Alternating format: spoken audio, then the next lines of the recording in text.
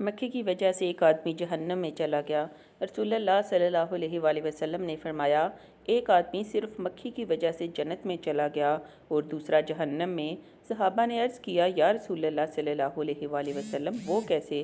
نبی اکرم صلی اللہ علیہ وآلہ وسلم نے فرمایا، دو آدمی ایک قبیلے کے پاس سے گزرے۔ اس قبیلے کا ایک بت تھا جس پر چڑھاوا چڑھائے بغیر کوئی آدمی وہاں سے نہیں گزر سکتا تھا۔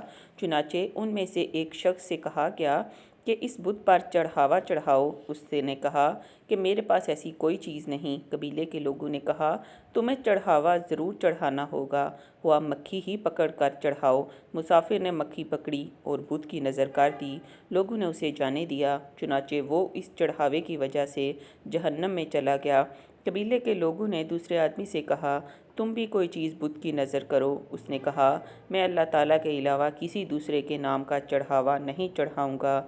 لوگوں نے اسے قتل کر دیا اور وہ جنت میں چلا گیا۔